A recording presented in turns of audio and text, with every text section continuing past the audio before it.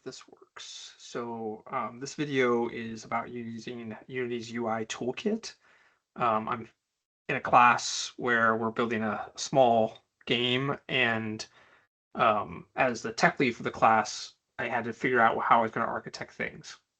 And with a good number of students with various skill sets, I wanted to make sure we had some nice separation. So that designers could work in Unity, let's say, and developers could work in Visual Studio, and artists could work in whatever Photoshop, and everybody could kind of play in their tool. Ideally, we would be collaborating through GitHub. That didn't really work out the way I wanted, but that's a whole nother video.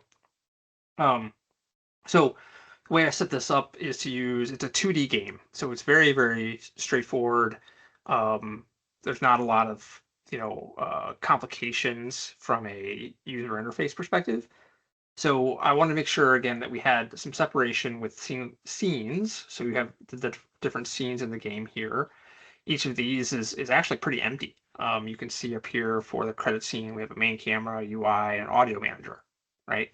Um, Main menu scene has these results scene. It's all the kind of the same stuff. We'll get into some of the complications there. That's the most complicated one.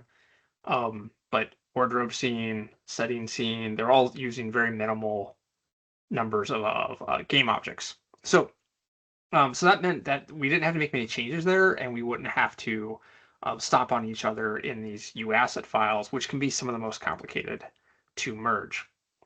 So main cameras are pretty basic 2D cameras. The UI game objects for each of the scenes contains a UI document and a wardrobe controller, as well as a navigation manager. So the UI document is going to be where the designers, think the UI designers play, and the wardrobe controller is the C# script where developers can write code to make some of the behaviors happen in the game. Navigation manager is another script. We'll kind of get into that later. So that's how they're all kind of set up. Pretty straightforward.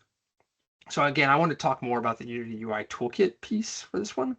So if I open up our main menu scene again, you can see that it has this UI, but the UI is defined again in this main menu UI document. So main menu UI, if I click on that, it highlights the UXML document down here, and I can open that up, and it has its own little UI builder. That's what this is called.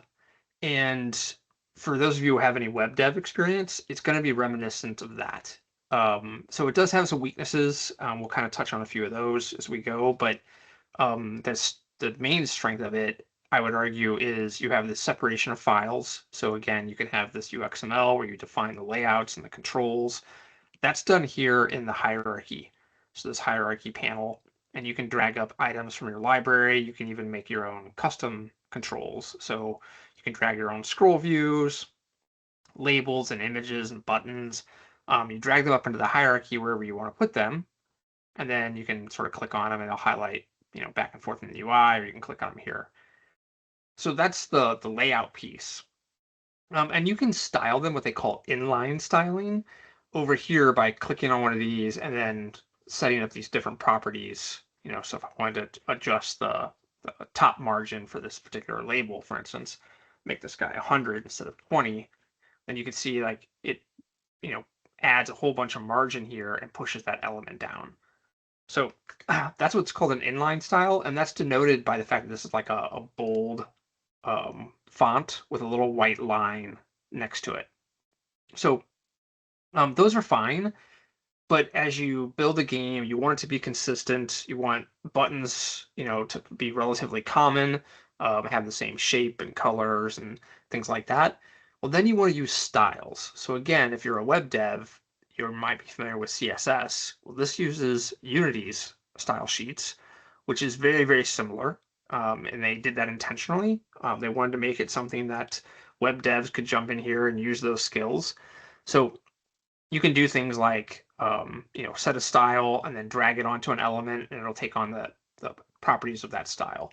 If I click on one of these, you can see the same kind of white line indicating that that is set in the style. So you can use this UI to do all of that. I also set up a common style sheet and a main menu style sheet for the team, with the idea being that the common style sheet would be those common like buttons that are used on every screen, like a back button or something like that. Um, they should be in the same place. They should have the same colors and sizes so that the user, the player, can find those quickly, identify what their purpose is.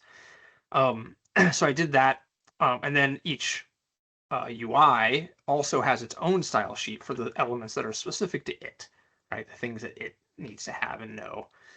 And again, like I said, you can just drag these things onto an element and apply that. Works just fine. Maybe you don't like using the UI. Maybe you are very comfortable in Visual Studio and Code.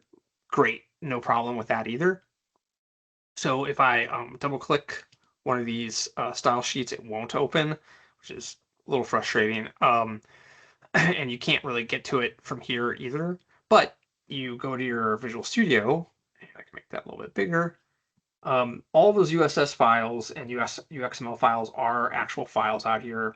I put them in a folder called UI and then subdivided them into USS and UXML. You could use different patterns there if you prefer. Maybe put your USS and UXML in the same folder, name for the page, for instance. I thought this would be easier for people that are fairly new to a lot of this stuff. So in the USS, here we've got all these different USS files. And again, if you see the code and you're familiar with CSS, it looks very, very similar. There's a few Unity specific things, of course, things that you can do that Unity can do with the web can't, and vice versa. There's things that are not supported. So here's a couple like Unity font definitions and Unity font styles. So it just depends, but a lot of the common things like padding and flex and margins and size and colors, those are all fairly similar. You can see a couple of different colors here. This is RGB and this one's RGBA for the alpha channel. So whatever you want to try and do there, it can be done in code or in the editor, which I think is pretty good. Same with the UXML. And I'm actually getting to prefer a little, and I kind of bounce between the UI builder and the UXML. The UXML is very HTML-ish. So it does have the same sort of XML tag hierarchy.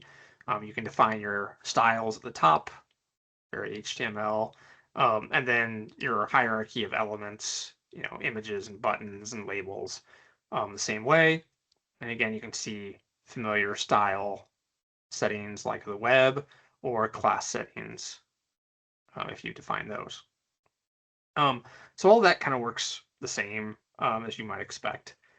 So then let me go back here.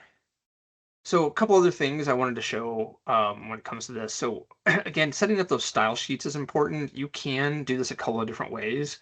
So if I set up a bunch of properties in here, let's just go down here and make this guy like, let's change this background color here.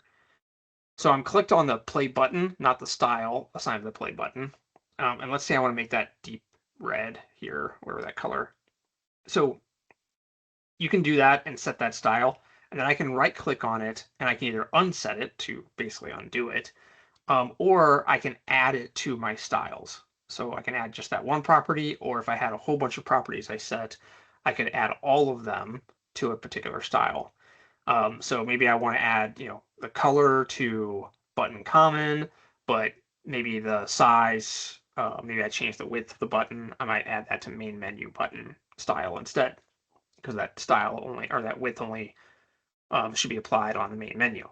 So you can decide how you want to set those up. But I would put some thought into the styles. And there's too much of everything. It's sort of everything in moderation, but I do tend to lean towards creating lots of styles.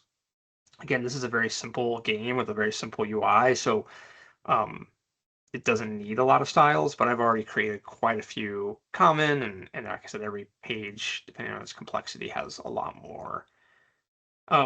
Okay, but then once you add these styles, again, you can do it that way. You can also, if you prefer, do it by like you can see here, like button and then main menu button.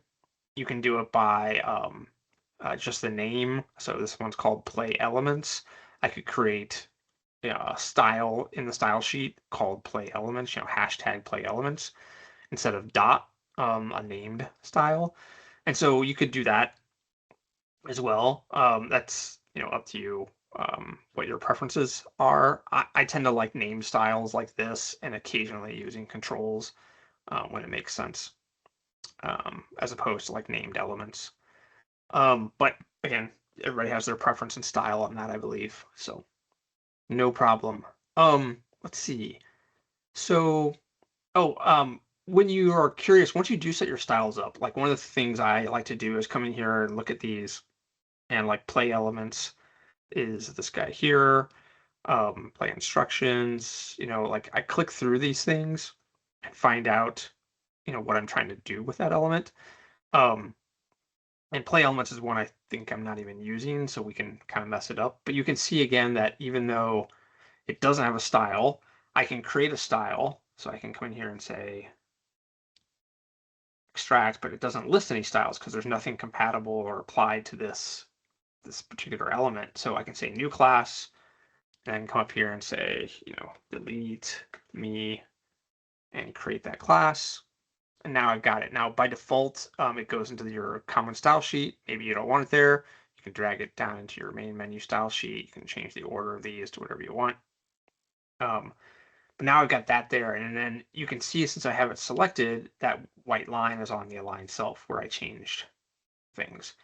So you can always check for that.